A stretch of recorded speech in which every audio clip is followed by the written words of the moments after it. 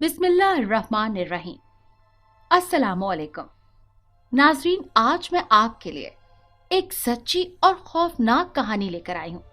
लेकिन इससे पहले कि मैं कहानी शुरू करूँ, जो लोग हमारे चैनल पर नए हैं उनसे गुजारिश है कि वो हमारे चैनल कहानी महल को सब्सक्राइब कर लें, ताकि आपको हमारी इस तरह की दिलचस्प कहानियां बर वक्त मिलती रहें। मैं दादी अमीरन के घर से वापस आई तो घर आकर देर तक उनके बारे में सोचती रही कि क्या ठाठ है उनके। उनका शानदार घर और रहन सहन, खाना पीना सब ही शानदार और काबिले रश्क था। घर में मुलाजिमीन की फौज थी।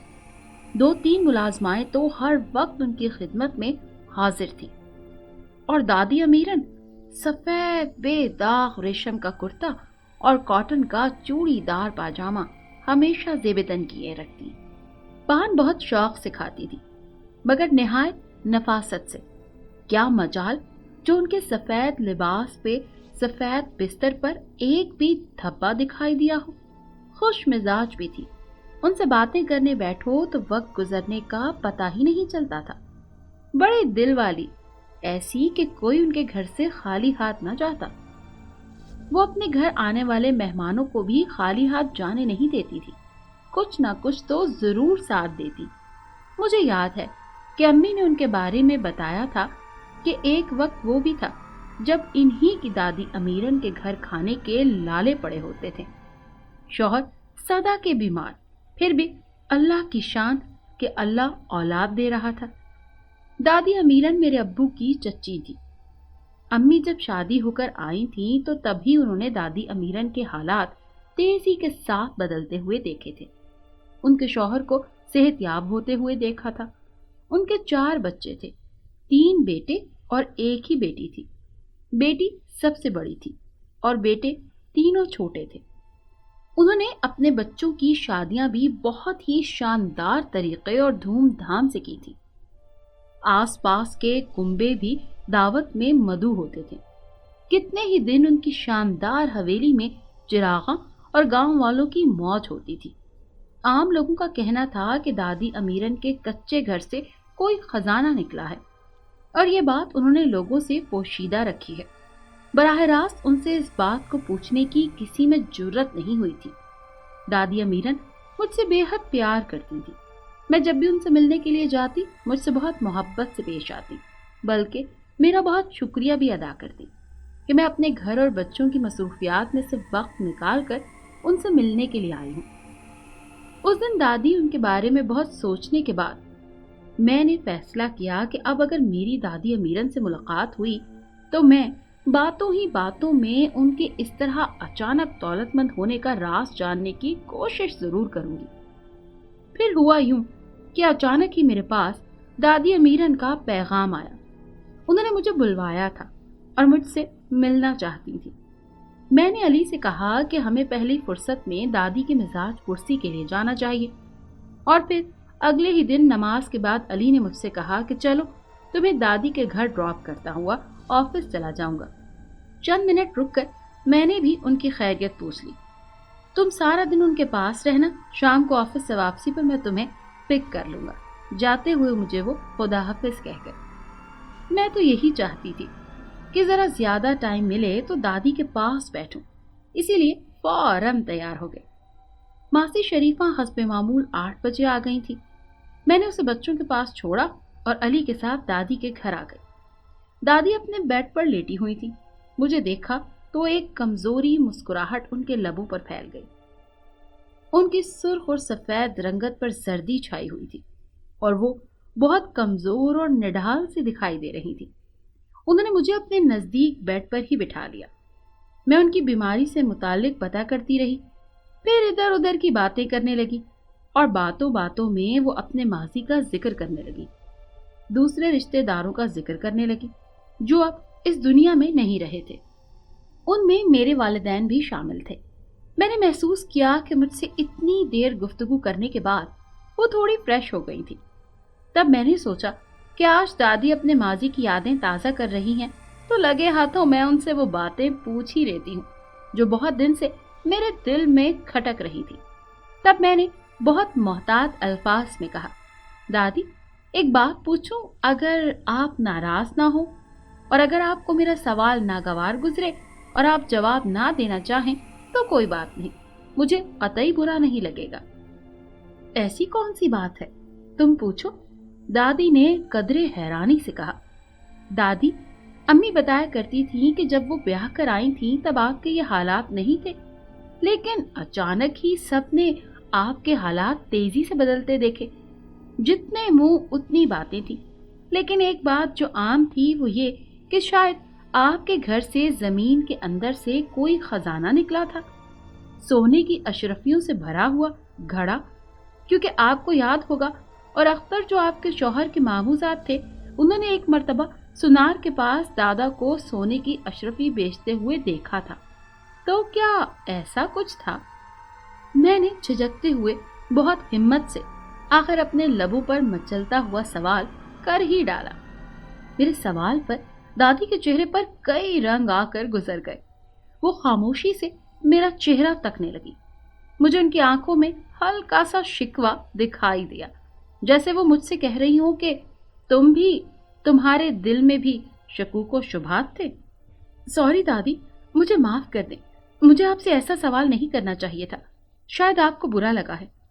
मैंने शर्मिंदगी से पुर लहजे में कहा तो उन्होंने एक गहरा सांस लिया, फिर मेरी जानिब सहारे के लिए हाथ बढ़ाया। वो बैठना चाह रही थी। मैंने उन्हें सहारा देकर बिठाया तो वो बोली, नहीं मेरी जान, तुम्हारे सवाल पर मैं कतई नाराज नहीं हूं और ना ही मुझे बुरा लगा है। हैरत की बात है कि आज तक इस बारे में कोई सवाल मुझसे किया ही नहीं गया।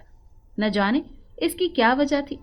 आज तुम पहली फर्द हो जो ये सवाल कर रही हो, लेकिन अगर उस वक्त कोई और मुझसे ये सवाल पूछता तो मैं ना बताती, क्योंकि मुझे उसने बताने से मना किया था।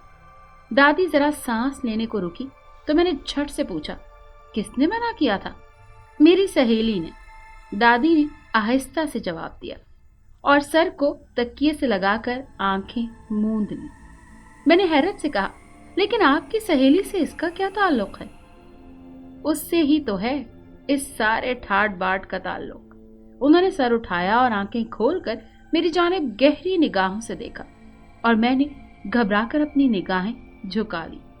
हमारे दरमियान थोड़ी देर खामोशी छाई रही। तब दादी ने अपनी खामोशी को तोड़ा और बोली, आज तुम्हारे सामने उस राज से पर्दा उठा ही देती हूँ। तुम कहानियां तो लिखती हो ना, मेरी भी ये कहानी जरूर लिखना, लेकिन इस कहानी को अपने दिल में छुपा कर रखना, उस वक्त तक जब तक मेरी सांसें चल रही हैं। अल्लाह आपको सलामत रखे दादी, मैं आपसे वादा करती हूँ, जैसा आप चाहती हैं वैसा ही करूंगी। मैंने खुशी से अपनी धड़कनों को काबू करते हुए कहा। दादी थोड़ी देर चुप लेटी छत को घूरती रही, फिर बोली, मुझे सबसे पहले तुम्हें अपने हालात बताने होंगे कि मैं किन हालात में रही हूँ और कुदरत ने किस तरह अपना करम किया। बस तुम इतना करना कि मुकम्मल खामोशी से मेरी बातें सुनना, मुझे टोकना नहीं, वरना मैं कुछ भूल सकती हूँ। जी दादी, मैं सर तपा हमतन गोश हूँ। दादी की कहानी दादी की जबानी सुनिए। मेरे वालिदैन कुछ ज्यादा खाते पीते घराने के नहीं थे। बस इतना था कि हमने कभी फाके नहीं किए। ईद बकरीद पर नए जोड़े भी बन जाया करते थे। मेरी अम्मा बहुत ज्यादा संजीदा मिजाज थी, तो अब्बा जी भी खामोश तबीयत के मालिक थे। मुझसे बड़ी बहनें भी इन दोनों की तरह ही थी, लेकिन मैं अल्लाह जाने किस पर चली गई थी। हर वक्त पटर पटर बातें करना, जल्दी दूसरों से घुल मिल जाना, हर वक्त किसी के साथ हंसी मजाक करना मेरा वतीरा था। हर वक्त हंसने पर माँ से डांट भी खूब पड़ती थी, लेकिन मैंने अपनी आदत नहीं बदली। अल्लाह ताला ने शक्लो सूरत और रंगो रूप तो खूब बख्शा था। सो मेरी बहुत सी सहेलियां भी थी। मेरे पास एक ही कपड़े की गुड़िया थी, जिसकी न जाने मैंने कितनी शादियां कर डाली थी। गुड़िया को रुखसत जरूर करती थी, लेकिन बाद में लड़ झगड़ कर अपनी गुड़िया वापस ले आती थी। वो दिन भी बहुत अच्छे थे, बेफिक्रे, ना किसी की परवाह न परेशानी। और इस दिन तो मैं वाकई परेशान हो गई जब मैंने सुना कि मामू रफीक के बेटे सुल्तान से मेरी शादी हो रही है। लो भला बताओ, शादी, और वो भी मेरी? अभी तो मुझे अपनी गुड़िया की और भी शादियां करनी है। मैंने हैरानी से कहा, چل چل بس کر اور پھینک پڑے اس موئی گڑیا کو. کمبخت کی نہ جانے کتنی شادیاں کرا چکی ہے, پہاڑ جیسا قد نکالا ہے اور ابھی تک بچی کی بچی بنی ہوئی ہے. اماں نے پیار سے میری جانب دیکھتے ہوئے کہا, لیکن اماں ابھی تو آپا موجود ہے, وہ مجھ سے بڑی بھی تو ہے, تو پہلے آپ اس کی شادی کر دیں. میں نے منہ پھلا کر کہا, تیرے ماموں نے تجھے مانگا ہے عمران کے لیے, اور عمران کے ساتھ تیرے لیے ہی بات کی ہے. اب اپنے ابا کے سامنے ایک لفظ بھی منہ سے نہ نکالنا. بیٹیوں کی زبان کھولنا بہت بڑی بے حیائی اور بے شرمی کی بات ہوتی ہے. ماں نے کچھ غصے اور کچھ پیار سے مجھے سمجھایا. میں اس الہڑ عمر میں شادی کا مطلب بھی نہیں جانتی تھی, سوائے اس کے کہ اچھے اچھے کپڑے اور زیور پہننے کے لیے ملیں گے. شادی ہوئی تو پتا چلا کہ شادی کا مطلب کیا ہوتا ہے. رات ہوتی تو شوہر کی منتیں کرتی کہ وہ مجھے مامی کے پاس سونے دے, لیکن کچھ دن تو میں سہمی سہمی سی رہی, پھر زندگی کے ساتھ سمجھوتا کر لیا. میری وہی ساری حرکتیں واپس آ گئیں, وہی ہنسنا بولنا. 1 سال کے بعد پہلا بیٹا پیدا ہو گیا, اور اسی سال ماموں اللہ کو پیارے ہو گئے. دوسرے سال بیٹی پیدا ہو گئی, تیسرے سال پھر بیٹا پیدا ہو گیا. چھوٹے چھوٹے بچے تھے, سارا دن گھر کا کام, اوپر سے مامی ایسی بیمار پڑی کہ بستر سے اٹھنے کے قابل نہیں رہی. ان کی بھی دیکھ بھال کرنا پڑتی تھی. میں تو گھم چکر بن کر رہ گئی تھی. نہ میکے جانا یاد رہتا تھا اور نہ ہی کوئی اور بات. ہاں, اس کا اتنا فائدہ ضرور ہوا کہ اس مرتبہ سال ضرور چڑھا, لیکن چوتھا بچہ پیدا نہیں ہوا. 3 سال گزر گئے. ان 3 سالوں میں مجھے مزید صدمات سے گزرنا پڑا. یکے بعد دیگرے میرے اماں ابا اور مامی بھی اس دنیا سے رخصت ہو گئے. بچے بھی تھوڑے بڑے ہو گئے تھے. ایک دن صبح ہی صبح میری الٹیاں شروع ہو گئیں تو انکشاف ہوا کہ پھر ایک بچہ پیدا کرنے والی ہوں.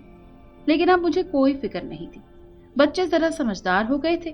میں بچوں کے ساتھ بچہ بن کر رہتی, ان کے ساتھ کھیلتی, باتیں کرتی, ہنستی بولتی تھی.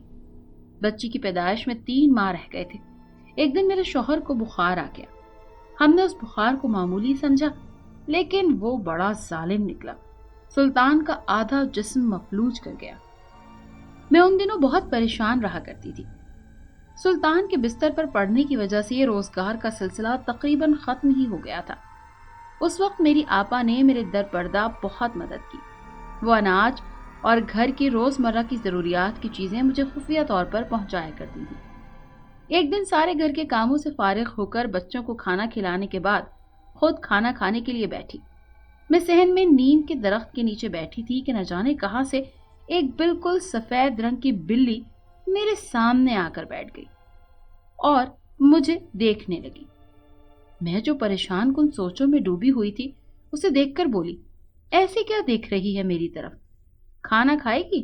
بھوکی؟ بلی نے بہت دھیمی سی آواز میں میاؤں کہا. اچھا, میں سمجھ گئی, تو بھی بھوکی ہے.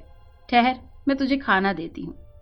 میں جو اپنی عادت سے مجبور کبھی کسی کو تکلیف میں نہیں دیکھ سکتی تھی, یہ کہتے ہوئے اٹھ کر گئی اور اندر سے ایک ٹوٹی ہوئی ناکارہ رکابی اٹھا کر لائی اور ایک مٹی کا آب خورا بھی پانی بھر کر لے آئی.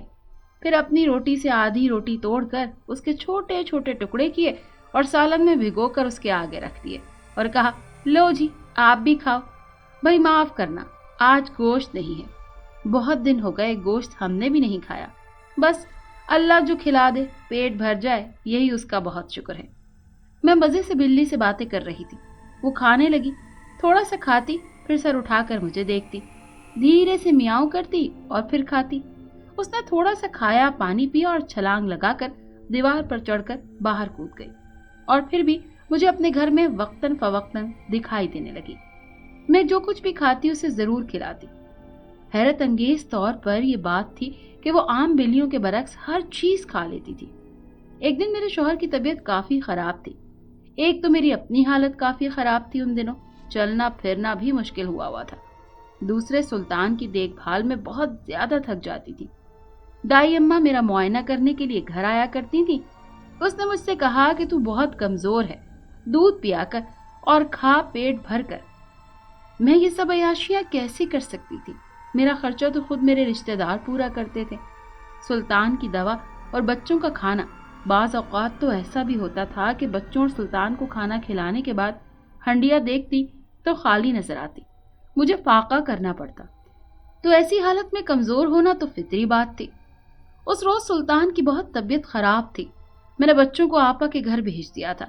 میں سلطان کے پاس بیٹھی تھی اور وہ میری حالت دیکھ کر رونے لگے، اپنے آپ کو برا کہنے لگے، اللہ سے اپنے لیے موت مانگنے لگے کہ میرا وجود خواہ مخواہ تمہارے اوپر بوجھ بن گیا ہے، اچھا ہے اللہ مجھے اس دنیا سے اٹھا لے۔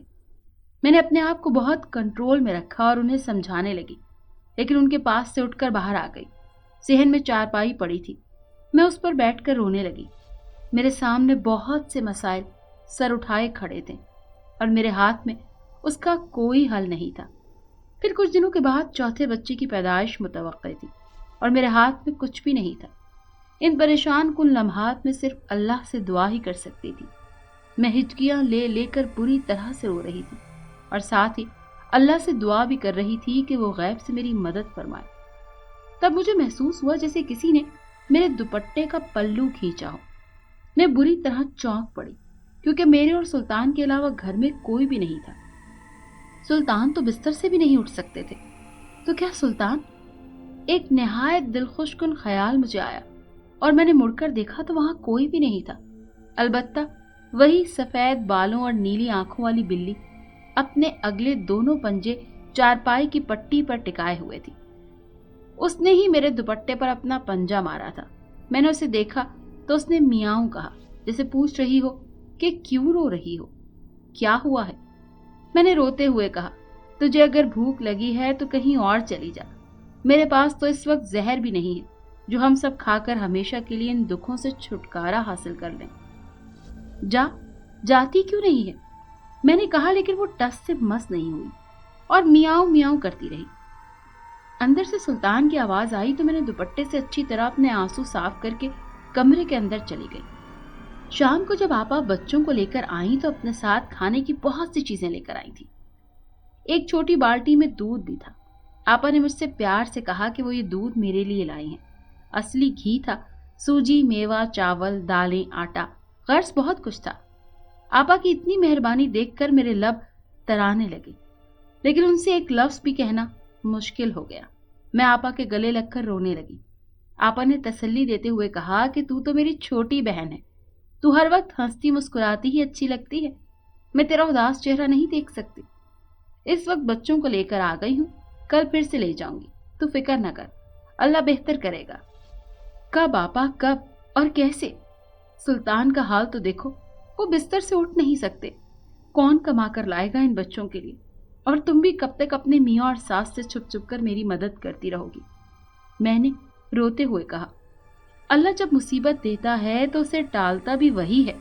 سلطان بھی اچھے ہو جائیں گے، وہی کمائیں گے اپنے بچوں کے لیے، اور سب سے اچھی بات یہ ہے کہ میں اب تیرے بہنوئی اور اپنی ساس سے چھپ کر یہ سامان نہیں لائی ہوں، انہیں بتا کر ان کی اجازت سے لائی ہوں۔ میں تو خواہ ہی ڈر رہی تھی کہ وہ لوگ تو بہت ہی اچھے نکلے۔ آپا نے ایک بار پھر مجھے گلے لگاتے ہوئے کہا۔ آپا روزانہ آتی تھی، صبح بچوں کو لے کر جاتی اور شام کو واپس چھوڑ جاتی تھی۔ بچے کی ولادت کسی بھی وقت ہو سکتی تھی۔ اسی روز میں نے اس بلی کو دیکھا، وہ سارے گھر میں بے قراری سے گھوم رہی تھی، شاید بچوں کو تلاش کر رہی تھی۔ حسب عادت میرے پاس آ کر میاؤں بھی کہہ رہی تھی۔ اس روز میری طبیعت خراب ہونا شروع ہو گئی۔ میں نے آپا کی ہدایت کے مطابق دودھ گرم کر کے اس میں اصلی گھی ڈالا اور پینے لگی۔ وہ بلی پھر میرے پاس آ گئی۔ میں نے تھوڑا سا دودھ کٹورے میں ڈال کر اس کے آگے رکھ دیا، جسے اس نے پی لیا، پھر صحن میں جا کر دیوار پر چڑھ کر بیٹھ گئی۔ میری تکلیف بڑھنے لگی، مجھے سمجھ نہیں آ رہا تھا کہ کیا کروں۔ سلطان کے علاوہ گھر میں کوئی نہیں تھا، آپا بھی شام کو آنے والی تھی۔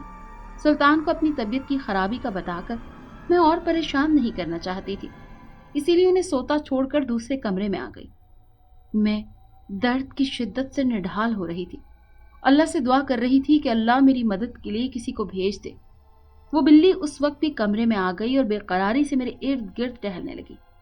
میں جھنجھلائی ہوئی تھی، پریشان تھی۔ تیز لہجے میں بلی سے کہا، کیا میرا تماشا دیکھنے کے لیے آئی ہے؟ کبھی تیرے ہاں بچہ پیدا نہیں ہوا؟ کچھ نہیں پتا کہ اس وقت کیا حالت ہوتی ہے، اگر نہیں تو اللہ کرے تیرے بھی بچے ہوں۔ میری بات سن کر وہ چھلانگ لگا کر باہر چلی گئی اور میں اللہ کو اپنی مدد کے لیے پکارنے لگی، اور تب ہی آپا کمرے میں داخل ہوئی۔ मैं उन्हें अचानक देखकर हैरान रह गई। आपा, तुम इस वक्त कैसे आ गई? तुम्हें कैसे पता चला कि आंखों में नन्हे मुन्ने दिए रोशन हो, जो एक लैट जलती हुई दिखाई दिए, फिर आंखें साफ दिखाई देती, फिर आंखों की जगह दिए रोशन हो जाते। मैं ये मंजर देखकर बौखला सी गई। फिर मुझे अपनी आंखों पर शक होने लगा कि मेरी ही आंखों में कुछ हो गया है। ये तो मेरी आपा है, उनकी आंखें ऐसी कैसे हो सकती हैं? आपा, ये तुम्हारी आंखों को? मैंने पूछना चाहा तो अचानक आगे बढ़कर आपा ने मेरा सर अपने हाथों में थामा और अपने लब मेरी पेशानी पर रख दिए, और मुझे ऐसा लगा जैसे किसी ने दो दहकते हुए अंगारे मेरी पेशानी पर रख दिए हों। मेरा सर चकराने लगा और शायद मैं बेहोश हो गई थी। होश आया तो मुझे अपने कानों में शोर सा सुनाई दिया। बच्चे और आपा मेरे ऊपर झुके हुए थे। आपा मेरा नाम ले लेकर पुकार रही थी। मैंने बमुश्किल अपनी आंखें खोली। सर बहुत भारी हो रहा था और उसमें शदीद दर्द था। आपा का चेहरा सामने नजर आया तो मैंने झट से आंखें बंद कर ली। क्या हुआ अमीरन? आंखें तो खोल, मुझसे बात कर मेरी बहन। आपा की भराई हुई आवाज और मोहब्बत से लबरेज लहजे ने मुझे आंखें खोलने पर मजबूर कर दिया। आपा, तुम? मैंने डरते डरते कहा। हाँ, मैं तेरी आपा। क्या हो गया है तुझे? कैसी नींद सो रही थी? बड़ी मुश्किल से जागी है, हम तो परेशान हो गए थे। अरे मुन्ना, ये मुन्ना कब आया? तूने मुझे क्यों नहीं बुलवाया? आपा ने कहा तो मैं उनकी शक्ल देखती रह गई कि ये क्या कह रही हैं। मुझे क्यों नहीं बुलाया? तो मेरे साथ कौन था? वो कौन थी जिसकी आंखों में दिए जल रहे थे और जिसने मुझसे एक भी बात नहीं की? मेरा दिमाग माऊफ होने लगा। फिलहाल वो बात आपा को बताकर मैं परेशान नहीं करना चाह रही थी, इसीलिए कहा कि गली से आपा हमीदा आ गई थी, सब खैर रही। फिर मैंने पूछा कि क्या टाइम हुआ है, तो आपा ने बताया कि मगरिब की अजान होने वाली है। गोया अब दिन ढल चुका था। आपा मुझसे ये कहकर अपने घर चली गई कि मैं घर बताकर आती हूँ कि मैं 2-4 दिन यहीं रहूंगी। फिर आपा पूरा हफ्ता मेरे घर रही। आपा के यहाँ औलाद नहीं हुई थी, इसीलिए रुकने के लिए उन्हें कोई मसला नहीं था। इतने दिन आपा ने मेरा बहुत ख्याल रखा। मोहल्ले वाले और रिश्तेदार भी आते रहे। उस दिन मैं छठी नहाई। आपा मेरे और बच्चे के नए कपड़े लेकर आई थी। मैं नहाकर बैठी तो आपा ने पंजीरी का भरा हुआ प्याला मेरे हाथ में थमा दिया कि मैं खा लूं। फिर वो किचन में चली गई। तब वो सफेद बिल्ली एक बार फिर मेरे पास आई। उसने अपने आगे के पंजे चारपाई की पट्टी पर लगाए और पोली सी म्याऊं की। हाँ हाँ, तू ही रह गई थी मुबारकबाद देने के लिए। खैर मुबारक। मैंने हस्बे आदत उससे बात की, फिर प्याले से थोड़ी सी पंजीरी निकालकर जमीन पर रख दी और कहा, ले तू भी खा ले, लेकिन याद है जब तेरे यहाँ बच्चा पैदा हो तो तुझे मेरी दावत करनी पड़ेगी। अपनी बात कहकर मैं खुद ही जोर से हंस पड़ी। उसने मुझसे एक बार फिर मियाऊं किया और जमीन पर पड़ी पंजीरी खाने लगी। फिर इत्मीनान से बैठकर अपना मुंह चाटने लगी।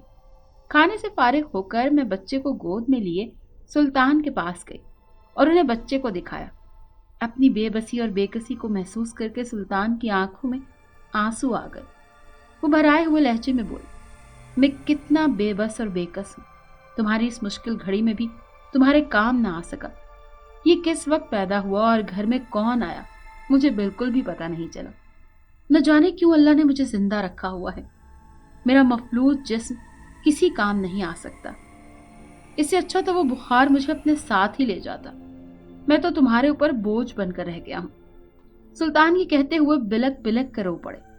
उनको इस तरह रोते हुए देखकर मैं भी अपने आंसू जब्त न कर सकी और रो पड़ी।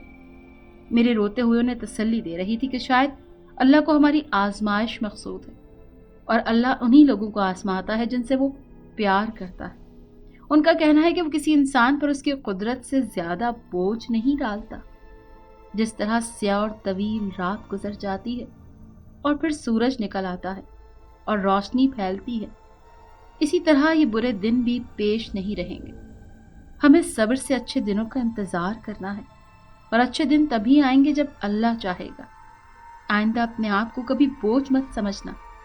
जिंदगी अल्लाह की अमानत है, वो जिस हाल में भी रखे हमें हर लम्हा उसका शुक्रगुजार होना चाहिए। और आप ये भी तो देखें कि हमारा हर काम हो ही रहा है।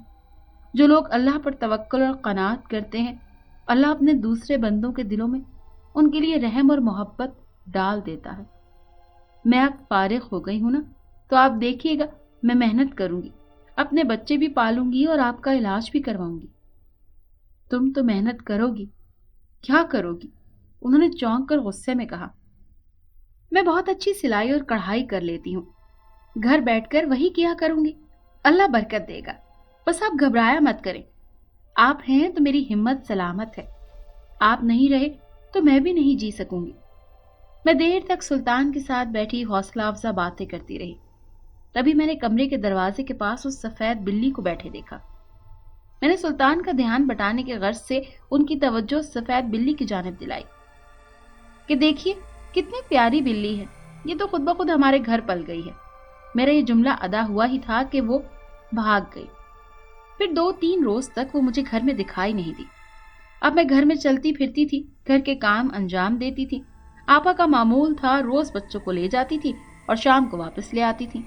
उस दिन आई तो बोली, अमीरन, बच्चे बड़े हो गए हैं, इन्हें मदरसे में कुरान पाक पढ़ाने के लिए बिठा दो। मैंने आपा से कहा, आपा ये काम तुम ही अंजाम दे दो, मुझे तो फुर्सत ही नहीं है। तो आपा राजी हो गए, बच्चे मदरसे जाने लगे। सुल्तान भी ये सुनकर खुश हो गए। वो बच्चों को तालीम दिलवाना चाहते थे। उस रोज बच्चे मदरसे गए हुए थे। मैं किचन में मसरूफ थी कि किसी ने दरवाजा खटखटाया। मैंने जाकर देखा तो एक दरवेश नुमा फकीर दिखाई दिया। मुझसे बोला, अल्लाह के नाम पर बाबा को कुछ दे दे।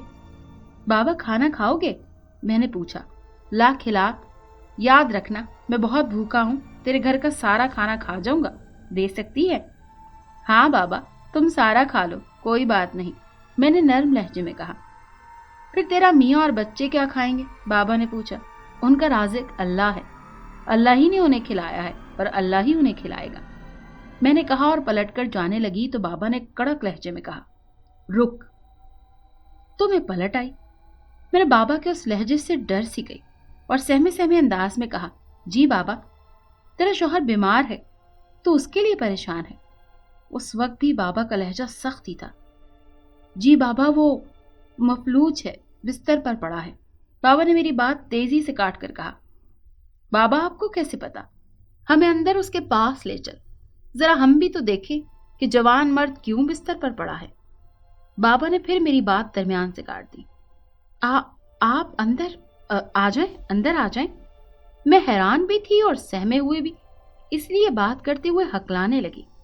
बाबा झट अंदर आ गए और मुझसे आगे चलते हुए सीधे सुल्तान के कमरे में पहुंच गए। मैं उनके पीछे पीछे कमरे में पहुंची। सुल्तान अचानक यूं अपने सामने किसी अजनबी को देखकर हैरान हो गए और बोले, कौन? ना सलाम ना दुआ, बस मुंह फाड़ कर कह दिया, कौन? मुसलमान दूसरे मुसलमान को देखकर पहले सलाम करता है और फिर पूछता है कि कौन। अस्सलामुअलैकुम। बाबा ने सुल्तान को झड़क दिया और अपने कांधे से थैला उतार कर जमीन पर रखा और बिस्तर के पास खड़े खड़े सुल्तान का हाथ पकड़कर खींचा और उन्हें बिठाया। सुल्तान के मुंह से कर्राह निकली, आराम से बाबा, ये बीमार है। मेरे मुंह से बेसाख्ता निकला और मैं आगे बढ़ी। उधर ही खड़ी रह, चुपचाप। वही सख्त दबंग लहजा था। मेरे कदम वहीं जम गए। फिर बाबा फर्श पर आलती पालती मार कर बैठ गए। थैले में से 2 पत्थर निकाले, स्याह रंग के। ये तकरीबन 6 इंच साइज के खुरदरे पत्थर थे। फिर थैले में हाथ डालकर कुछ तलाश करते रहे। बिलाखिर उनका हाथ बाहर आया तो उसमें कुछ पत्ते थे, बिल्कुल सब्ज और ताजा। मेरी समझ में नहीं आया कि ये किस तरह के पत्ते हैं। वो उन्होंने पत्थर पर रख कर कूटने शुरू कर दिए। उन्होंने 2-3 ज़रबें ही लगाई थी कि हैरत अंगेज तौर पर वो चटनी की तरह पिस गए। उनमें से सब्ज रंग का रकीक मादा बहने लगा। बाबा ने वो सारा रकीक मादा अपने हाथ में मुंतकिल किया और खड़े होकर सुल्तान को जोरदार आवाज में हुक्म दिया, उठकर बैठ जा। सुल्तान बेचारगी से मेरी जानिब देखने लगे। उनके अंदर खुद से उठकर बैठने की सकत नहीं थी। जब मैं उन्हें खाना वगैरह खिलाती थी, बड़ी मुश्किल से उन्हें तकियों के सहारे उठाकर बिठाती थी। इस पर भी वो पूरी तरह बैठ नहीं पाते थे, आधे लेटे आधे बैठे होते थे। उसकी तरफ क्या देख रहा है, खुद से उठकर बैठ। بابا نے سلطان کو زور سے ڈانٹا۔ بابا میں بے بس ہوں، خود سے بیٹھ نہیں سکتا، بلکہ سلطان اداس سے لہجے میں ان کو جواب دینے لگے۔ اچھا یہ بات ہے، بابا نے یہ کہتے ہوئے پھر جھک کر سلطان کا ہاتھ پکڑ کر جھٹکے سے اپنی جانب کھینچا۔ سلطان کے منہ سے زوردار کراہ نکل گئی۔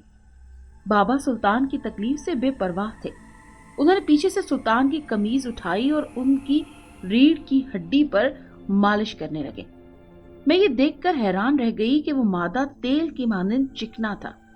2-3 ہاتھ مارنے کے بعد بابا نے سلطان کے گھٹنوں پر، ٹانگوں پر بھی زور زور سے دوائی والے ہاتھ کو رگڑا، اور پھر انہوں نے عجیب حرکت کی اور میرے منہ سے بے ساختہ چیخ نکل گئی۔ اس چیخ میں سلطان کی چیخ بھی شامل تھی۔ انہوں نے پتھروں سے 2 ضربیں سلطان کی کمر کے نچلے حصے میں لگائیں اور ایک ایک ضرب اس کے گھٹنوں پر لگائی۔ اللہ جانے سلطان کو کتنی تکلیف ہوئی ہوگی کہ وہ بے ہوش ہو کر بے دم سے چارپائی پر گر پڑے۔ میں بری طرح رونے لگی۔ میں نے بابا کے چہرے پر ایک عجیب سی پراسرار مسکراہٹ دیکھی۔ مجھے روتے ہوئے دیکھ کر بولے، اب تیرے دکھ کے دن ختم ہو گئے، ہمارا بھی کام ختم ہو گیا، ہمیں تو جو حکم ملا تھا وہ ہم نے پورا کر دیا۔ بابا یہ آپ نے کیا کیا؟ سلطان کی ہڈیاں تو نہیں توڑ دی؟ وہ بے ہوش ہو گئے ہیں، میں نے روتے ہوئے پوچھا۔ یہ اب تو دیکھتی رہ کہ کیا ہوا ہے اور کیا نہیں، بابا نے بے نیازی سے کہا اور اپنا تھیلا اٹھا کر تیز قدموں سے باہر کی جانب لپکے۔ بابا کے جانے کے بعد میں لپک کر سلطان کی جانب بڑھی اور انہیں زور زور سے آوازیں دینے لگی۔ سلطان عجیب انداز سے جھٹکے سے سانس لے رہے تھے۔ منوس بڈھے، تو نے کیا کر دیا میرے شوہر کے ساتھ؟ میں غصے اور رنج کی کیفیت میں چیخ رہی تھی۔ باہر کی جانب گئی، گلی میں جھانکا تو بابا کا نام و نشان نہیں تھا۔ میں سلطان کے پاس بیٹھی زور زور سے رو رہی تھی۔ تبھی وہ سفید بلی میرے پاس آ گئی اور بے چینی سے چارپائی کے ارد گرد چکر کاٹتی ہوئی میاؤں میاؤں کرنے لگی۔ چل دفع ہو یہاں سے، تو نے میرا دماغ خراب کر رکھا ہے، میں نے زور سے اسے جھڑکا۔ میں ادھر پریشان بیٹھی تھی، ادھر میرا بچہ رو رو کر ہلکان ہوا جا رہا تھا۔ میری سمجھ میں نہیں آ رہا تھا کہ کیا کروں، کدھر جاؤں، کس کو بلاؤں۔ پھر سوچا کہ جا کر اس کو گود میں اٹھا لاتی ہوں۔ دوسرے کمرے میں گئی تو دیکھا کہ سفید بلی بستر پر چڑھی فاخر کے پاس بیٹھی ہے۔ مجھے دیکھا تو چھلانگ لگا کر بستر سے اتر کر بھاگ گئی۔ میں نے فخر کو گود میں اٹھا کر سینے سے لگایا تو وہ چپ ہو گیا۔ پھر بھاگتی ہوئی سلطان کے پاس آئی۔ اب ان کی سانسیں تو ٹھیک ہو گئی تھی لیکن ان کا جسم کانپ رہا تھا۔ پھر دیکھتے ہی دیکھتے انہیں تیز بخار ہو گیا۔ میں قرآنی آیات پڑھ کر ان پر دم کرنے لگی۔ میں آج بھی ان لمحات کو یاد کرتی ہوں تو بے ساختہ رونا آ جاتا ہے۔ میں بچے کو گود میں لیے سلطان کے پاس بیٹھی تھی اور اللہ سے گڑ گڑا کر دعائیں کر رہی تھی۔ پھر میں نے دیکھا کہ سلطان کو پسینہ آنا شروع ہو گیا۔ اتنا زیادہ پسینہ، نہ صرف ان کے کپڑے بلکہ بستر کی چادر بھی گیلی ہو گئی۔ میں نے دوپٹے سے سلطان کا چہرہ صاف کیا اور یہ اطمینان ہو گیا کہ بخار اتر رہا ہے۔ سلطان کا جسم نارمل ہو گیا۔ تب انہوں نے آنکھیں کھولی، میری جانب دیکھا اور بولے، امیرن تم رو کیوں رہی ہو؟ اس جملے کے ساتھ ہی انہوں نے غیر ارادی طور پر اپنی سیدھی رکھی ٹانگ ہلائی۔ میں نے یہ خوشگوار حیرت انگیز منظر دیکھا اور مارے خوشی کے میرے منہ سے چیخ نکل گئی، سلطان آپ نے اپنی ٹانگ ہلائی ہے؟ کیا؟ انہوں نے بھی حیرت سے کہا اور ارادتاً اپنی ٹانگ ہلائی تو وہ ہلنے لگی، گویا اس مفلوج اور مردہ ٹانگ کو زندگی مل گئی تھی۔ سلطان نے دونوں ٹانگیں پیٹ کی جانب موڑی تو وہ مڑ گئی۔ ارے ہاں، انہوں نے پرمسرت لہجے میں کہا اور خود سے اٹھنے کی کوشش کی، اور ذرا سی کوشش کے بعد وہ اٹھ کر بیٹھ گئے۔ سلطان آپ ٹھیک ہو گئے ہیں، بابا نے آپ کا علاج کر دیا۔ میں نے بچے کو ایک ہاتھ میں منتقل کیا اور سلطان کے گلے لگ کر ہم دونوں ہی رونے لگے۔ پھر میں نے سلطان کے پھیلے ہوئے ہاتھوں میں فخر کو تھمایا۔ سلطان نے اس کا منہ چوما، اسے سینے سے لگایا اور میں نے وضو کر کے شکرانے کے نفل ادا کیے۔ پھر سلطان چلنے پھرنے لگے۔ ہم اس پراسرار فقیر بابا کے بارے میں سوچتے تو کچھ سمجھ میں نہیں آتا کہ وہ کون تھا، کہاں سے آیا اور کس نے اسے کہا کہ ہمارے حالات ایسے ہیں۔ سارا خاندان خوش تھا، لوگ سلطان کی صحت یابی کی مبارکباد دینے آ رہے تھے۔ ہم نے بابا کے بارے میں کسی کو نہیں بتایا اور نہ ہی یہ بتایا کہ یہ معجزہ ایک دم رونما ہو گیا۔ سلطان کی صحت یابی میرے لیے زندگی کی سب سے بڑی خوشی تھی۔ ایک دن میں نے مبارکباد کی آئی ہوئی مٹھائی کا ایک ٹکڑا سفید بلی کے آگے ڈالتے ہوئے کہا، لے تو بھی منہ میٹھا کر، میں بہت خوش ہوں۔ اس بلی نے مٹھائی بھی کھا لی۔ کمال کی بلی تھی۔ دوسری خوشی مجھے یہ ملی کہ اللہ نے شادی کے 10 سال کے بعد آپا کی گود ہری کر دی۔ اللہ نے انہیں پیاری سی بیٹی دی تھی۔ ان دنوں حالانکہ غربت تھی لیکن میں بہت خوش رہتی تھی۔ سلطان اب چھوٹا موٹا کام کرنے لگے تھے۔ کچھ نہ ہونے سے ان کی کم آمدن بھی میرے لیے بہت کچھ تھی۔ ایک دن اس نے سفید بلی کے آگے روٹی رکھتے ہوئے میں نے اس سے کہا، ان دنوں میرا موڈ بہت اچھا رہنے لگا تھا اور میں اپنی پرانی عادات میں واپس لوٹ رہی تھی۔ کیا بات ہے میری پیاری بلی، تم اکیلی گھومتی ہو؟ کسی بجلی سے شادی کر لو، اپنے بچے پیدا کرو اور اپنا گھر بساؤ، جب دیکھو یہاں اکیلی پڑی رہتی ہو۔ میری بات سن کر وہ سفید بلی ناراض ہو گئی۔ اس نے کھانا نہیں کھایا اور پلٹ کر چلی گئی۔ لو بھائی، تم ناراض ہو گئی؟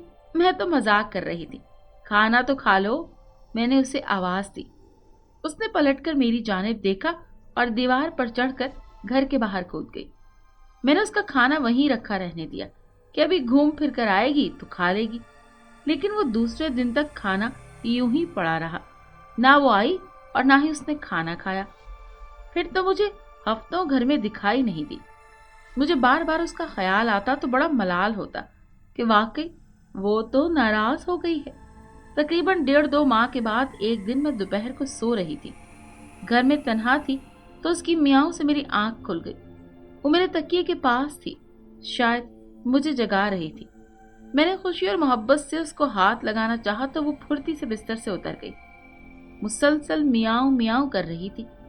میری پرمزاح رگ پھر پھڑکی تو میں نے کہا، لگتا ہے تو نے بھی شادی کر لی ہے، جبھی تو اتنے دنوں سے غائب تھی، اور لگتا ہے تو ماں بھی بننے والی ہے۔ میں نے اس کے گول مٹول جسم کو دیکھتے ہوئے کہا تو وہ پھرتی سے باہر بھاگ گئی۔ سردیاں شروع ہو چکی تھی۔ مجھے احساس تھا کہ میری بلی بچے دینے والی ہے۔ ایک دن میں نے پرانے کپڑوں کا بستر سا بنا کر رکھ دیا اور اس سے کہا کہ آپ نے بچے یہاں رکھ لینا، بہت سردی ہے۔ مجھے اس سے لگاؤ اور انسیت بہت ہو گئی تھی۔ اب میں اس کا بہت خیال رکھا کرتی تھی۔ اس رات بہت سردی تھی، بارش بھی ہو رہی تھی۔ سلطان دوسرے کمرے میں تھے اور میں بچوں کے ساتھ باہر والے کمرے میں تھی۔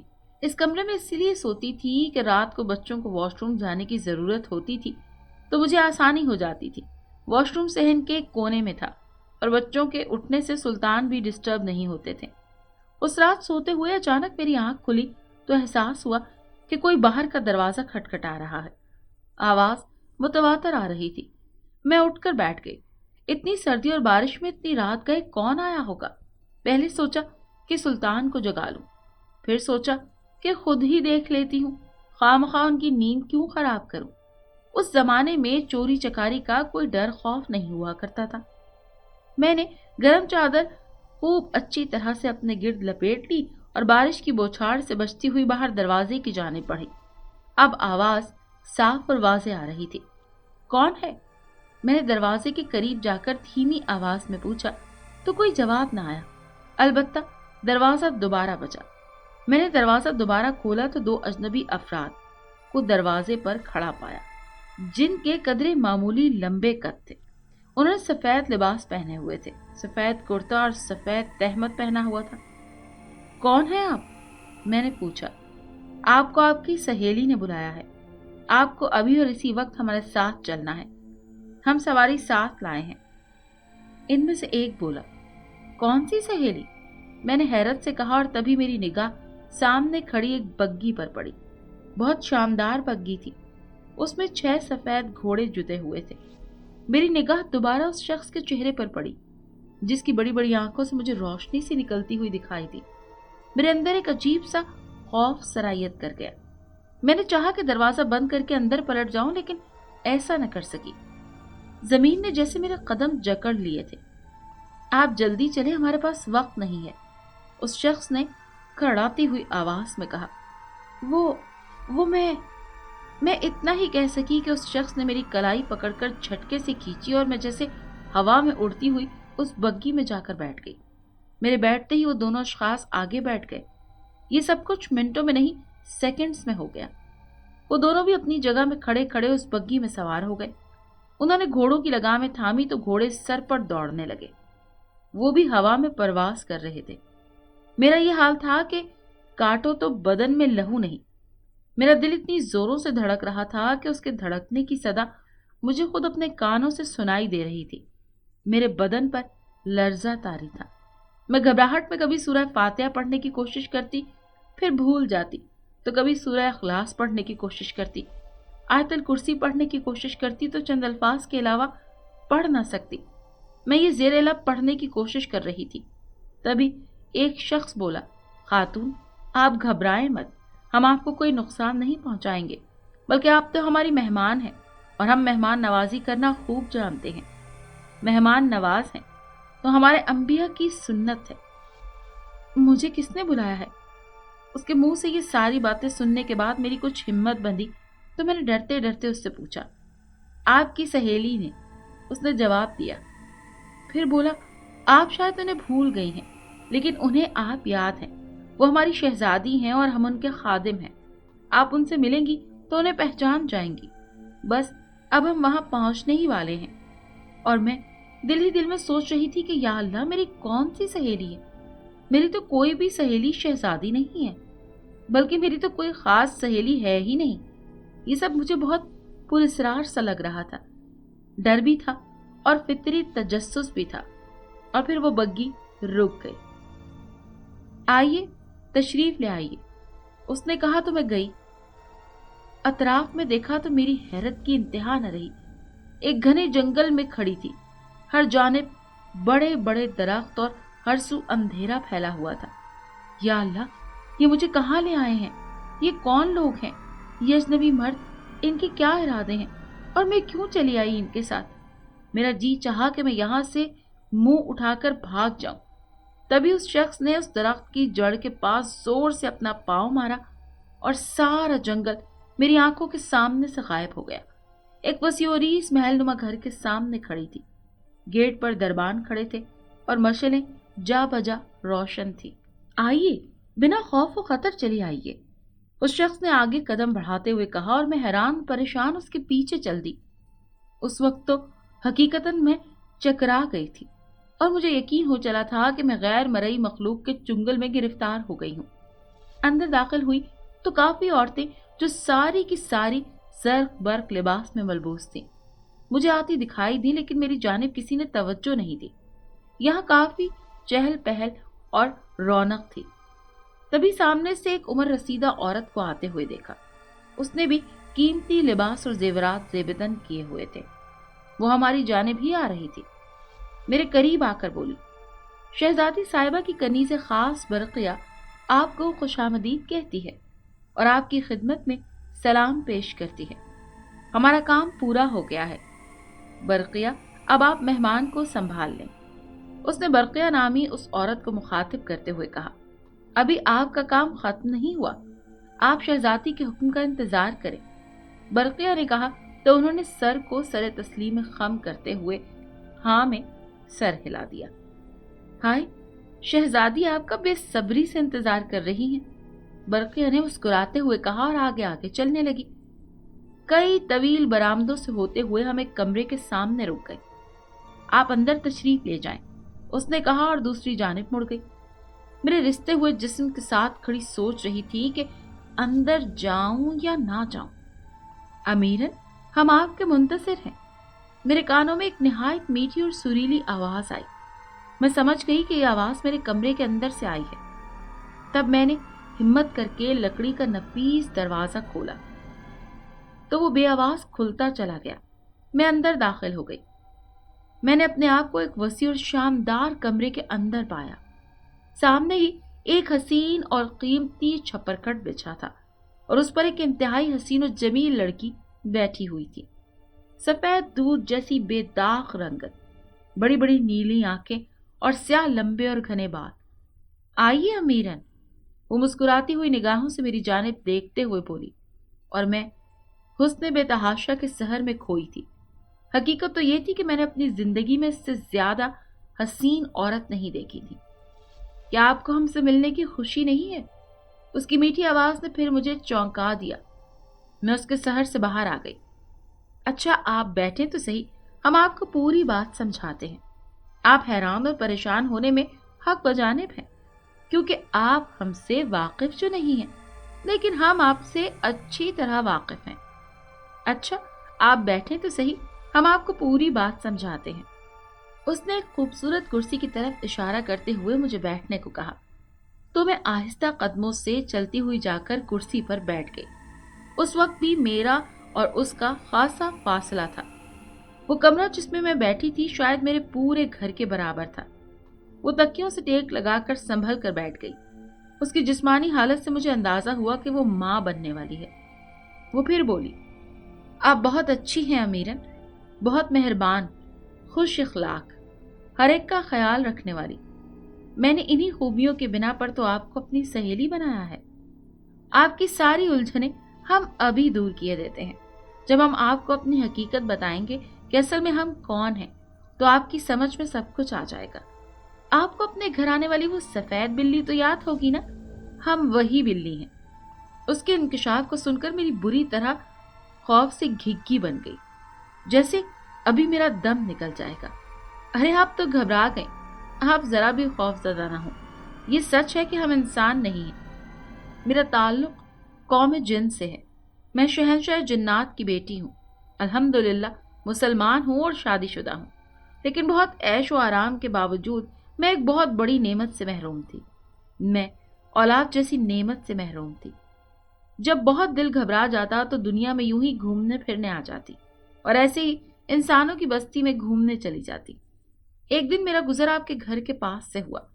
میں نے صحن میں آپ کو بچوں کے ساتھ کھیلتے ہوئے دیکھا۔ آپ بچوں کے ساتھ کھیل رہی تھی۔ نہ جانے کیوں مجھے وہ منظر اتنا اچھا لگا کہ میں وہیں رک گئی اور آپ لوگوں کو دیکھتی رہی۔ پھر میں نے بجلی کا روپ اختیار کیا اور آپ کے گھر میں آ گئی۔ آپ کے ہاں سے آنے کے بعد میرا دل دوبارہ چاہا کہ آپ کے پاس جاؤں، تو میں پھر چلی آئی۔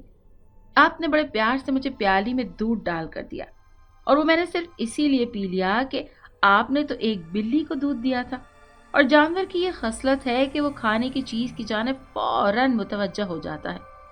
آپ یہی سمجھتی رہیں کہ میں صرف ایک بلی ہوں۔ میں آپ کے گھر پر آتی رہی، میں آپ کے گھریلو حالات سے واقف تھی۔ بہت دفعہ دل چاہا کہ کسی بھی طرح آپ کی مدد کروں، پھر یہ سوچ کر خاموش رہی کہ آپ پریشان ہو جائیں گے۔ مجھے آپ کے بچے بہت اچھے لگتے تھے، اور میں انہیں کھیلتا ہوا دیکھ کر خوش ہوتی تھی۔ آپ مجھ سے باتیں کرتی تھی۔ ایک مرتبہ آپ نے کہا تھا نا کہ میرے بچے نہیں ہیں، تو میں بہت روئی تھی۔ ایک مرتبہ آپ نے مجھے مشورہ دیا کہ میں کسی بلے کے ساتھ شادی کر لوں، بچے پیدا کروں، تب بھی میں بہت دکھی ہوئی تھی۔ پھر اللہ نے آپ کے گھر ایک اور بچی کی خوشی دے دی۔ اس روز جب آپ کو تکلیف ہو رہی تھی اور آپ کے پاس کوئی بھی نہیں تھا، تب میں نے ہی آپ کے ہاں سے کسی کو آپ کی مدد کے لیے بھیجا تھا۔ میں خود بھی وہاں موجود تھی۔ اللہ نے اس مرتبہ پھر آپ کو بیٹا دیا تھا۔ میرا بارہا دل چاہا کہ آپ کے بچے کو میں اپنے ساتھ لے جاؤں، لیکن پھر وہی خیال آیا کہ اللہ کو میرا یہ ظلم پسند نہیں آئے گا، اور ہو سکتا ہے کہ اللہ میری دعائیں قبول نہ کرے اور میں ہمیشہ اولاد کی نعمت سے محروم رہوں۔ پھر آپ کے گھر دوسرا مسئلہ آپ کے بیمار شوہر کا تھا۔ اس روز جب آپ اپنے نوزائیدہ بچے کو اپنے شوہر کے پاس لے گئیں تو وہ اسے گود میں اٹھا کر پیار نہ کر سکے۔ اس روز آپ دونوں جب بے بسی میں روئے، تب مجھے بھی بہت دکھ ہوا۔ میں نے ایک بار پھر آپ کی مدد کرنے کا سوچا کہ شاید اللہ کو میری یہ بات پسند آ جائے اور اللہ میری بھی مراد پوری کر دے۔ میں نے اپنے ہاں کے طبیبوں میں سے ایک ماہر طبیب کو آپ کے شوہر کے علاج کے لیے بھیجا۔ الحمدللہ وہ صحت یاب ہو گئے، اور پھر امیرن اللہ نے حقیقت میں میری دعا سن لی۔ میری سونی گود بھی آباد ہونے والی ہے۔ بچوں کی پیدائش کسی بھی وقت متوقع ہے۔ بس اسی خوشی کے موقع پر میں آپ کو نہیں بھولی۔ میں سمجھتی ہوں کہ شاید یہ میری ان نیکیوں کا عمل ہے، ان نیکیوں کا تحفہ ہے جو میں نے آپ کے ساتھ کی تھی، بغیر کسی ستائش اور صلے کی تمنا کے بغیر۔ اتنا کہہ کر اس نے ایک زور سے سانس لی، پھر ایک زوردار کرہا اس کے منہ سے نکلی اور اس نے نڈھال انداز میں اپنا سر تکیے پر رکھ دیا۔ میں دم بخود اس کی باتیں سن رہی تھی۔ میرے دماغ میں سفید بلی اور اس کی ساری باتیں کسی فلم کی طرح چلنے لگ گئی۔ اس کی تکلیف سنی تو میرے منہ سے بے ساختہ نکلا، کیا ہوا؟ اس نے مسکرا کر جواب دیا، شاید میرے ننھے مہمان آنے والے ہیں۔ اور اس نے دھیرے سے برقیہ کو آواز لگائی اور لمحہ بھر میں برقیہ میرے سامنے تھی۔ جا اسے بلاؤ، ہمیں اس کی ضرورت ہے، اس نے آنکھیں کھول کر برقیہ سے کہا اور پھر ایک تیز کی اس کے منہ سے نکل گئی۔ کیا تکلیف زیادہ ہے؟ میں نے بے قراری سے پوچھا۔ اچھا، تو اس نے اس بات میں سر ہلا دیا اور پھر کمرے میں برقیہ کے ساتھ ایک بہت بوڑھی بھونس عورت دکھائی دی۔ اس نے اجنبی زبان میں شہزادی سے کچھ کہا اور اس کے قریب چلی گئی۔ میرا خیال ہے مجھے اب چلنا چاہیے، میں نے آنے والے لمحات کے بارے میں سوچ کر گھبرا کر کہا اور میں کھڑی ہو گئی۔ نہیں، آپ مبارکباد دیے بغیر جا رہی ہیں، اس نے کہا تو اس بڑھیا نے بڑی ناگواری سے میری جانب دیکھا اور شہزادی کی جانب متوجہ ہو گئی۔ میں کمرے کے دوسرے سرے پر شہزادی کے بستر سے دور بیٹھی تھی۔ مجھے شدید گھبراہٹ ہو رہی تھی اور پھر میری آنکھوں نے ایک انتہائی حیرت انگیز منظر دیکھا۔ مجھے اپنی آنکھوں پر یقین نہیں آ رہا تھا کہ میری آنکھیں جو کچھ دیکھ رہی ہیں وہ حقیقت ہے یا خواب۔ میں نے بڑھیا کے ہاتھوں میں ایک بچہ دیکھا۔ وہ اس کے ہاتھوں سے پھسل کر زمین پر سر کے بل گرا اور سر کے بل تیزی سے گول گول گھومنے لگا اور پھر کلا بازیاں کھاتا ہوا کمرے کے کونے میں دیوار سے ٹک کر کھڑا ہو گیا۔ اس کے بعد دوسرا بچہ بڑھیا کے ہاتھوں میں آیا۔ اس نے بھی بالکل ویسی ہی حرکت کی جو پہلے والے نے کی تھی۔ وہ بھی پہلے والے کے ساتھ دیوار کے ساتھ لگ کر کھڑا ہو گیا۔ پھر تیسرا، چوتھا اور پانچواں، اس طرح پورے 9 بچے آئے اور وہ سب لائن سے دیوار سے لگ کر کھڑے ہو گئے۔ میں پھٹی پھٹی آنکھوں سے یہ سب کچھ دیکھ رہی تھی اور پھر اس نے کسی کھلونوں کی طرح ان تمام بچوں کو اٹھا لیا۔ میرا سر بری طرح گھوم رہا تھا، مجھے شدید چکر آ رہے تھے۔ بڑی بھی کچھ ہی منٹوں میں میری آنکھوں کے سامنے سے غائب ہو گئی اور شہزادی مسکراتی ہوئی اس طرح اسے دونوں ہاتھ اٹھا کر انگڑائی لی، پھر میرے ہونک زدہ چہرے کی جانب دیکھتے ہوئے بولی، ہماری دنیا میں بچوں کی پیدائش اسی طرح ہوتی ہے۔ آپ انسانوں کے ہاں ایک وقت میں عام طور پر ایک بچہ پیدا ہوتا ہے تو ہمارے ہاں عام طور پر 9 بچے پیدا ہوتے ہیں، اسی لیے جنات کی تعداد انسانوں سے 9 گنا زیادہ ہے۔ اچھا، مجھے یہ بات نہیں معلوم تھی، میں نے کہا۔ آج آپ نے بہت کچھ اپنی آنکھوں سے دیکھ بھی لیا ہے۔ ہمارے ہاں پیدائش کا کیا سلسلہ ہوتا ہے یہ بھی آپ کو معلوم ہو گیا ہے۔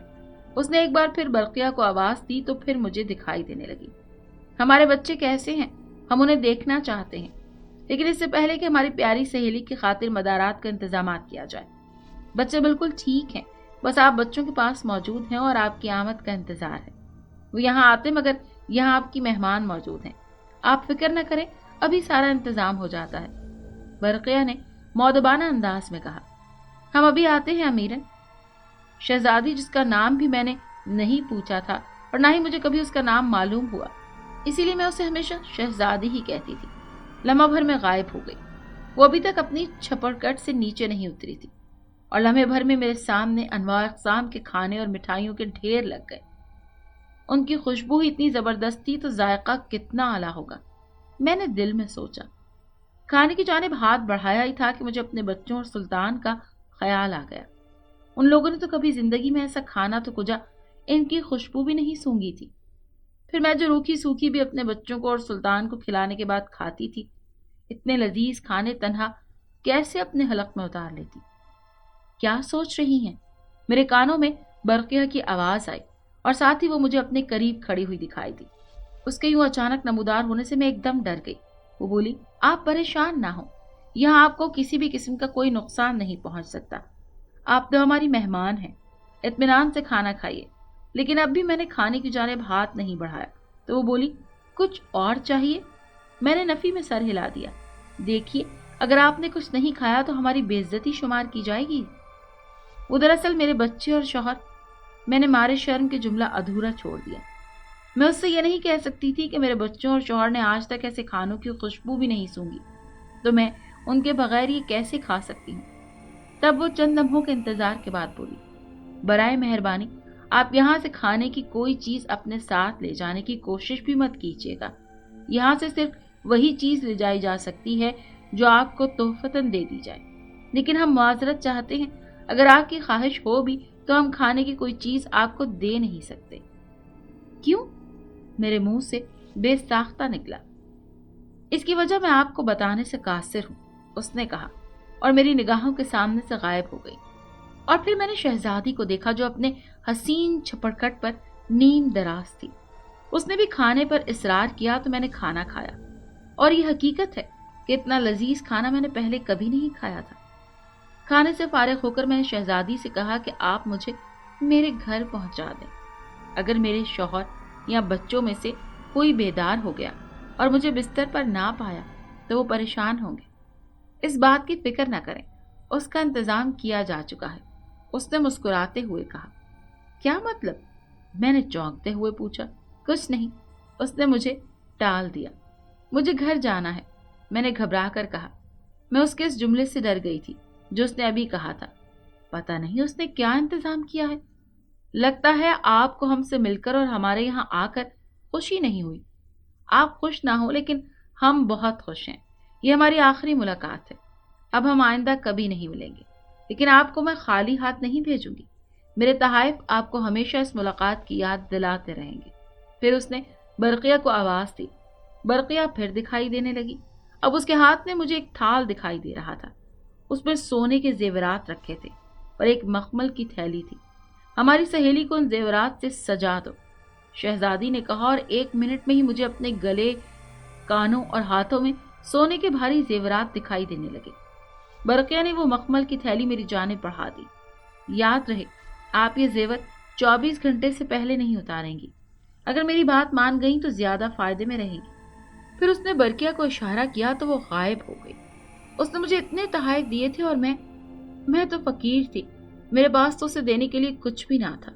ہمارے ہاں جب کسی کے ہاں پہلا بچہ پیدا ہوتا ہے تو بچے کے لیے اور ماں کے لیے کپڑے وغیرہ لے کر جاتے ہیں۔ میں نے شرمندگی کے احساس سے گردن جھکا لی۔ اچانک میری نگاہ میرے ہاتھ کی انگلی میں پڑے چاندی کے چھلے پر پڑی، جو کافی عرصے سے تقریباً اب کالا ہی ہو چکا تھا۔ میں نے جھٹ وہ چھلا اپنی انگلی سے اتارا اور اس کی جانب بڑھایا کہ میرے پاس اس کے علاوہ تمہیں تحفے میں دینے کے لیے تو کچھ بھی نہیں ہے۔ اس نے اپنے چھپرکٹ سے ہی اپنا ہاتھ دراز کیا اور میرے ہاتھ سے وہ چھلا لے لیا۔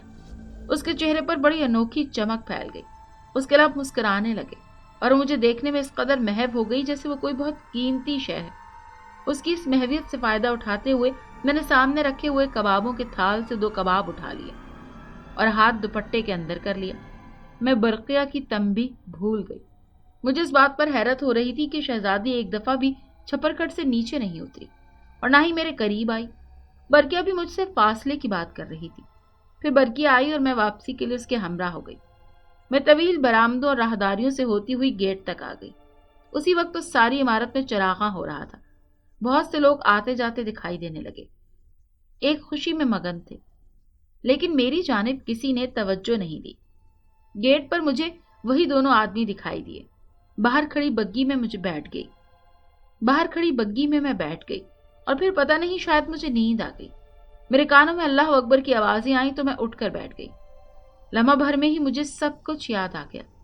سونے سے پہلے میں بگی میں سوار ہوئی تھی اور اب اس وقت میں اپنے گھر میں بستر پر موجود تھی۔ میں نے ارد گرد نگاہیں ڈالی تو بستر پر بچے سو رہے تھے۔ میں نے اپنے ہاتھوں اور کلائیوں پر نگاہ ڈالی، گلے اور کانوں کو ہاتھ لگایا، وہاں زیورات موجود تھے۔ اگر میں زیورات کو نہ دیکھتی تو گزری باتوں کو محض خواب سمجھتی۔ مجھے اس مخملی تھیلی کا خیال آیا، وہ میرے سرہانے رکھی تھی۔ میں بے تحاشا خوش تھی۔ فجر کی اذان ہو چکی تھی اور میں ابھی تک نماز کے لیے بستر سے نہیں اٹھی تھی۔ سلطان بیدار ہو چکے تھے اور مسجد میں نماز کی ادائیگی کے لیے جا رہے تھے۔ مجھے یہ دیکھنے کے لیے کہ میں بیدار ہو گئی ہوں یا نہیں، انہوں نے کمرے میں جھانکا۔ مجھے بیٹھے ہوئے دیکھا تو بولے، نماز نہیں پڑھنی کیا؟ ابھی تک کیوں نہیں اٹھی ہو؟ لیکن میرے اوپر نگاہ پڑی تو چلتے چلتے رک گئے اور بولے، امیرن، یہ کیا؟ تمہارے پاس یہ زیورات کہاں سے آئے؟ سب کچھ بتا دوں گی، پہلے آپ نماز پڑھائیں ورنہ جماعت نکل جائے گی۔ لیکن یہ سب کہاں سے؟ مارے تجسس کے ان کے قدم جم گئے۔ سلطان، آپ نماز پڑھ کر آئیں تو صحیح، میں سب کچھ بتا دوں گی۔ میں نے خوشی سے سرشار لہجے میں کہا تو سلطان تیز تیز قدموں سے باہر چلے گئے۔ میں نے اٹھ کر آئینے میں اپنا جائزہ لیا۔ اس میں بہت حسین دکھائی دے رہی تھی۔ پھر وضو کیا اور نماز پڑھی۔ سلطان جماعت ختم ہوتے ہی بھاگ کر گھر لوٹ آئے۔ وہ سخت ہیجان کی کیفیت میں مبتلا تھے۔ تب میں نے آج سہائے ستہ میں ساری کہانی سنا دی۔ میری بات سننے کے بعد سلطان نے غصے سے ایک دم کھڑے ہو کر بولا، جھوٹ مت بولو امیرن، کیا تم نے مجھے بچہ سمجھ رکھا ہے جو یہ کہانی سنا کر بہلا رہی ہو؟ سچ سچ بتاؤ، تمہارے پاس یہ زیورات کہاں سے آئے ہیں؟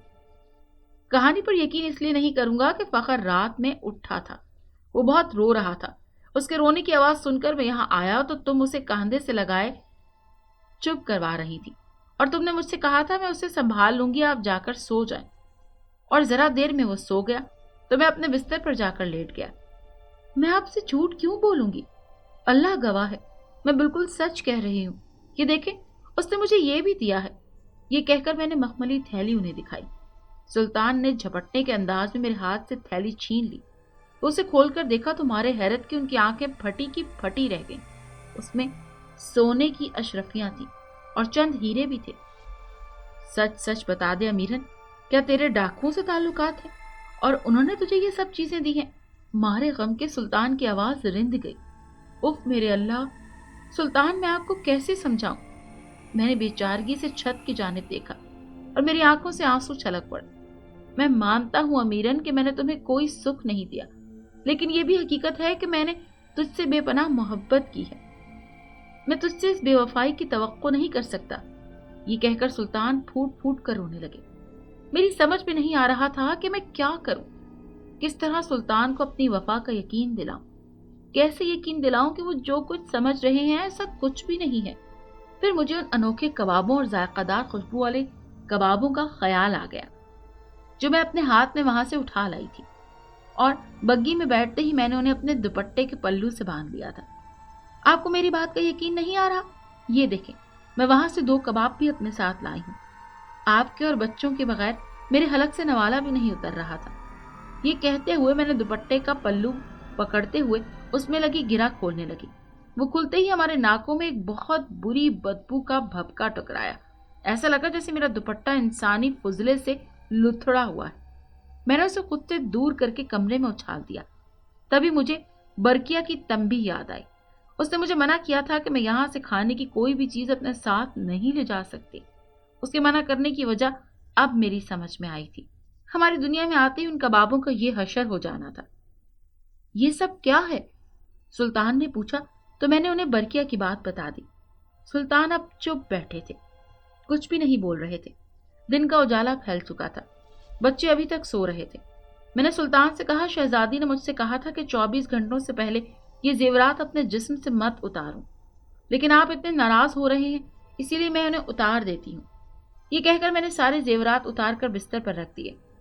سلطان ہاتھوں میں چوڑیاں اور کڑے اٹھا کر دیکھنے لگے، اور ان کی جیسے ہی مجھ پر نگاہ پڑی تو وہ بری طرح چونک گئے۔ ان کے منہ سے آواز نہیں نکل رہی تھی۔ ان کی یہ حالت دیکھ کر میں نے پوچھا، سلطان کیا ہوا؟ تم نے ابھی تو یہ زیورات اتار کر رکھے ہیں، لیکن تمہارے جسم پر ویسے ہی زیورات دوبارہ آ گئے ہیں۔ سلطان کی بات سن کر میں نے جھٹ گلے اور کانوں کو ہاتھ لگایا، اپنی کلائیوں کو دیکھا تو میں بھی دنگ ہو کر رہ گئی۔ وہ تمام زیورات جو میں اتار چکی تھی میرے سامنے ڈھیر کی صورت میں پڑے تھے، اور ویسے ہی دوسرے زیورات میرے جسم پر موجود تھے۔ سلطان، یہ سب کیا ہے؟ میں خود فکر مند لہجے میں بول پڑی۔ سلطان چند لمحے تک سکتے کے عالم میں مجھے تکتے رہے، پھر آگے بڑھ کر مجھے گلے سے لگا لیا اور بولے، تم ٹھیک کہہ رہی تھی، مجھے معاف کر دو، میں نے تم پر شک کیا، ایک بےہودہ الزام لگایا۔ لیکن اتنا کہہ کر وہ ایک گہری سانس لے کر خاموش ہو گئے۔ لیکن کیا؟ میں نے تیزی سے کہا۔ لیکن اب مجھے یقین آ گیا ہے کہ تم جو بھی کچھ کہہ رہی ہو وہ سارا معاملہ سچ ہے، بے حد پراسرار لگ رہا ہے۔ وہ زیور جو تم اتار چکی ہو ویسے ہی زیورات تمہارے جسم پر دوبارہ آ گئے۔ وہ شہزادی نہیں چاہتی تھی کہ تم یہ زیورات اتار دو۔ میں نے سوچا کہ پھر یہ زیورات خود سے الگ کر دوں۔ پہلے والے زیورات کے ساتھ رکھ ہی رہی تھی، پھر وہی حیرت انگیز بات ہوئی کہ ویسے ہی زیورات میرے بدن پر پھر سے موجود تھے۔ میں بے حد خوش تھی۔ بے حد بھاری سے 3 سیٹ میرے سامنے تھے۔ میں اگر یہ ضرورتاً اتار کر اپنے پاس ہی رکھوں تو 24 گھنٹوں میں میرے پاس نہ جانے کتنے کلو سونا اکٹھا ہو جاتا۔ لیکن اچانک مجھے شہزادی کی تنبیہ یاد آ گئی کہ ان زیورات کی پراسراریت تھی، یا اللہ جانے کیا بات تھی۔ شاید اس لیے مجھے شہزادی نے 24 گھنٹوں سے پہلے یہ اتارنے کے لیے منع کیا تھا۔ اب اگر میں ایسا کرتی تو یہ میرا لالچ ہوتا، اور لالچی انسان ہمیشہ نقصان ہی اٹھاتا ہے۔ ویسے بھی مخملی تھیلی میں میرے پاس سونے کی اشرفیاں اور چند ہیرے موجود تھے۔ میں نے سلطان سے بہت سی ضروری باتوں پر ڈسکس کیا، اور بچوں کے بیدار ہونے سے پہلے ہی میں نے تمام چیزوں کو حفاظت سے رکھ دیا اور چھپا کے گرم چادر کو اچھی طرح اپنے گرد لپیٹ دیا۔ ہم دونوں یہ پروگرام بنا لیا کہ بچوں کو ناشتہ کروا کر آپا کے ہاں بھیج دیں گے، اور یہ کہہ دوں گی کہ مدرسے سے آنے کے بعد اپنے پاس روک لینا۔ سلطان رات کو لینے آ جائیں گے، میری طبیعت ٹھیک نہیں ہے۔ یہ میں نے اس لیے کہا کہ بچے سمجھدار تھے، مجھے زیورات پہنے ہوئے دیکھتے تو سوال کرتے، اور پھر یہ بات باہر بھی جا سکتی تھی۔ میں نے سلطان سے یہ بھی کہا کہ اگر کوئی رشتہ دار یا محلے کی کوئی عورت آئے تو کہنا میں گھر پر نہیں ہوں۔ آج دن بھر کی تو بات ہے، شکر اللہ کا کہ وہ دن خیریت سے گزر گیا۔ رات کو جب میں نے وہ زیورات اتارے تو دوبارہ میرے جسم پر وہ زیورات نہیں آئے۔ اب میں نے اور سلطان نے یہ فیصلہ کیا کہ اس مخملی تھیلی سے ایک سونے کی اشرفی لے کر دوسرے شہر میں جائیں اور سونار کے پاس جا کر فروخت کر آئیں۔ سونار یقیناً اشرفی کے بارے میں سلطان سے سوالات کرے گا، تو سلطان کو یہ جواب دینا تھا کہ اس کا تعلق مغلیہ خاندان سے ہے اور یہ اشرفیاں اس کی خاندانی ہیں، لیکن اب شدید مالی پریشانی کا شکار ہوئے ہیں، جس کی وجہ سے اپنے خاندان کی اس نشانی کو فروخت کرنے پر مجبور ہیں۔ میں نے سلطان کا سب سے بہترین جوڑا نکال کر پہننے کے لیے دیا۔ اچھی طرح نہائے اور خوشبو لگا کر سلطان اللہ کا نام لے کر اشرفی فروخت کرنے کے لیے گھر سے نکل گئے۔ دوسرے دن وہ اشرفی فروخت کر کے لوٹ آئے اور انہوں نے بتایا کہ ایسا ہی ہوا جیسا ہم نے سوچا تھا۔ سونار نے پہلے تو مشکوک نگاہوں سے دیکھا اور پھر سوالات کی بوچھاڑ کر دی۔ سلطان نے بہت اعتماد سے ان کے سوالات کے جواب دیے۔ تب سونار نے سرگوشی میں کہا، اس کا مطلب ہے کہ تمہارے پاس اور بھی اشرفیاں ہوں گی، میں تمہیں ان کی اچھی قیمت دے دوں گا، تم یہ اشرفیاں کسی دوسرے سونار کے پاس مت لے کر جانا، سونا خالص کھرا ہے۔ سلطان نے بھی اس سے کہا وہ اس بارے میں کسی اور سے ذکر نہ کرے، ورنہ اس کی اور اس کے خاندان کی بہت رسوائی ہوگی، ہم سفید پوش اور عزت دار لوگ ہیں۔ سونار نے جب سلطان سے اس کی رہائش کے بارے میں پوچھا تو سلطان نے گول مول جواب دے دیا۔ رقم دے کر مجھے اور سلطان کو اس بات کا اچھی طرح احساس ہوا کہ لالچی سونار نے اشرفی کی بہت کم قیمت لگائی ہے، لیکن کچھ بھی نہ ہونے سے یہ بھی غنیمت تھی۔ چند اور اشرفیاں بیچنے کے بعد ہمارے پاس اچھی خاصی رقم جمع ہو گئی، اور ہم نے فیصلہ کیا کہ ہم اس گاؤں کو چھوڑ کر یہاں سے دور کسی دوسرے شہر میں رہائش اختیار کر لیتے ہیں، جہاں ہماری غربت کا کوئی اور گواہ نہ ہو۔ یہاں سے جانے کا ہم لوگوں کو یہی سبب بتاتے کہ سلطان کو وہاں بہت اچھی ملازمت مل گئی ہے۔ میری زندگی میں آنے والی ایک رات نے میری ساری زندگی بدل ڈالی، اور پھر ہم نے دوسرے شہر میں رہائش اختیار کر لی۔ سلطان نے ان پیسوں سے کاروبار کیا، پھر ہمارے اچھے حالات خاندان والوں سے چھپے نہ رہ سکے۔ لوگوں میں بہت چہمگوئیاں ہوئیں، لیکن مجھ سے سوال کرنے کی کسی کو جرأت نہیں، کیونکہ میں اپنے گھر آنے والے کسی بھی رشتہ دار کو خالی ہاتھ جانے نہیں دیتی تھی۔ میں نے غربت دیکھی تھی، اسی لیے اپنی دولت سے میں نے بہت سے غریب گھرانوں کے دل کھول کر مدد کی۔ یہاں میں اپنے بچوں کو اچھے اسکولوں میں پڑھایا، بہترین تعلیم دلوائی۔ میں جتنی دولت خرچ کرتی تھی اتنا ہی زیادہ میری دولت میں اضافہ ہو رہا تھا۔ ایک اہم بات میں بتانا بھول گئی، میرا سب سے چھوٹا بیٹا فخر غیر معمولی صلاحیتوں کا مالک تھا۔ بعض اوقات وہ بہت پراسرار حرکتیں کرتا تھا۔ جب چھوٹا سا تھا تو اکیلے کمرے میں اس طرح کھیلتا رہتا جیسے وہ بہت سارے بچوں کے ساتھ کھیل رہا ہو۔ کبھی اس کے ہاتھ میں کوئی مٹھائی ہوتی تو کبھی بے موسم کا پھل دکھائی دیتا۔ میرے پوچھنے پر کہ تم کہاں سے لائے ہو تو وہ جواب دیتا میرے دوست نے دیا ہے۔ میں پوچھتی کہ کون سا دوست، تو کہتا وہی جو میرے کمرے میں میرے ساتھ کھیلنے آتا ہے۔ کبھی کبھی وہ دور کی خبریں بھی مجھے بتا دیا کرتا تھا۔ اس وقت میں حیران رہ جاتی کہ وہ کسی رشتہ دار کے گھر آمد کی اطلاع دیتا اور وہ رشتہ دار ایک آدھے گھنٹے میں واقعی آ جاتا۔ ایک دن کھیلتے کھیلتے میرے پاس آیا اور رونے لگا۔ میں نے رونے کی وجہ پوچھی تو بولا خالہ جان کا انتقال ہو گیا ہے۔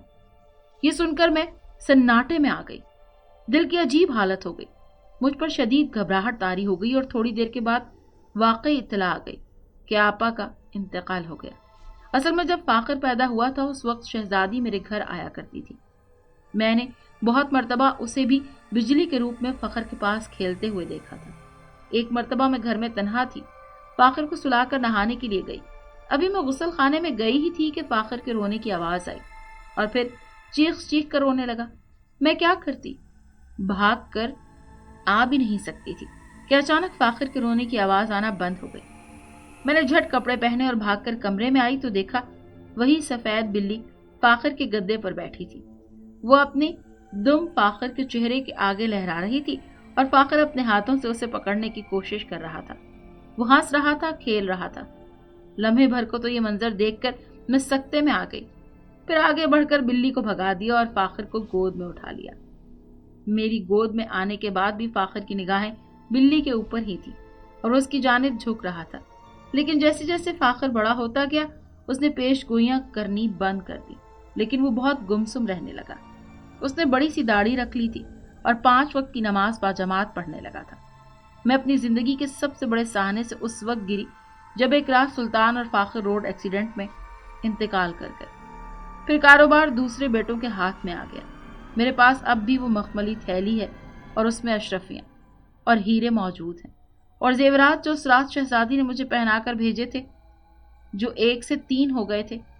میری ابھی اتنی عمر ہو گئی ہے، میں نے اپنے سب بچوں کی شادیاں کر دی ہیں۔ کاروبار بہت پھل پھول رہا ہے، سب لوگ خوش ہیں۔ میں سوچتی ہوں کہ نہ جانے کب اللہ کے گھر سے بلاوا آ جائے اور وہ سونے کی اشرفیاں اور میرے زیورات میرے بچوں کے ہاتھ میں آ جائیں۔ وہ میں کسی کو بھی نہیں دینا چاہتی ہوں کہ کاش ایک بار اور شہزادی سے ملاقات ہو جاتی اور میں تہ دل سے اس کی اس مہربانی اور عنایت کا شکریہ ادا کرتی۔ سلطان اور فخر کی دنیا سے جانے کے بعد میرا بھی دنیا میں دل نہیں لگتا ہے۔ سلطان کے بعد تم وہ دوسری ہستی ہو جس کے سامنے میں نے اپنی زندگی کے اتنے بڑے راز سے پردہ اٹھایا ہے۔ اب تم ہی مجھے مشورہ دو کہ میں ان زیورات اور اشرفیوں کا کیا کروں۔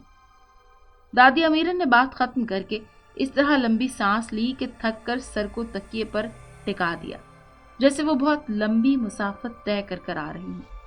اور ایک لحاظ سے یہ ٹھیک بھی تھا، انہوں نے اپنے ماضی کا بہت طویل سفر طے کیا تھا اور میں سحر زدہ ہو کر ان کی دلچسپ داستان سننے میں محو تھی۔